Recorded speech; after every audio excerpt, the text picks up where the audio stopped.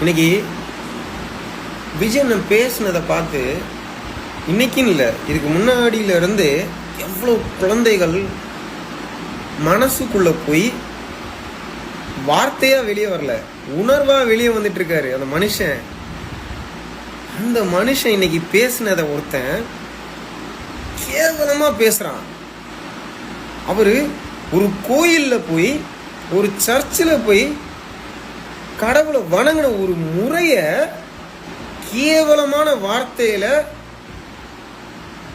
பேசுறான்.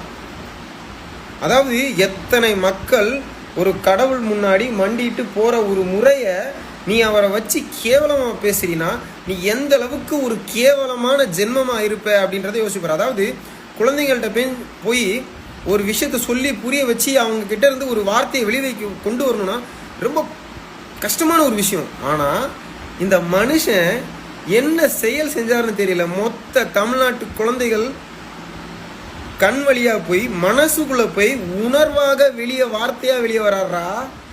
அந்த விஷயத்தை நீ அவர் மேல வச்சிருக்க மொத்த மக்கள் வச்சிருக்க பாசத்தையும் உணர்வையும் நீ கொச்சப்படுத்திட்டு இருக்க கேவலமான ஜந்து.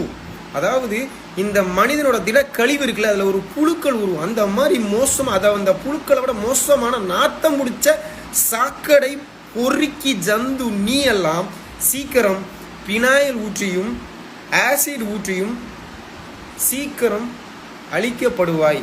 நீ கண்டிப்பாக அழிந்தே தீருவாய் என்பதை மனசார நான் இல்லை, இதை நீ பேசுறத பார்த்துட்டு இருக்க விஜய் அண்ணன் மேல அன்பு வச்சிட்டு இருக்க, ஒரு மனிதர்கள் மேல அன்பு வச்சிட்டு இருக்க உண்மையான மனுஷர்களால குழந்தைகளோட சாபம் அடித்து நீ சீக்கிரம் வாழ்ந்து கெட்டு நன்றாக போக போற.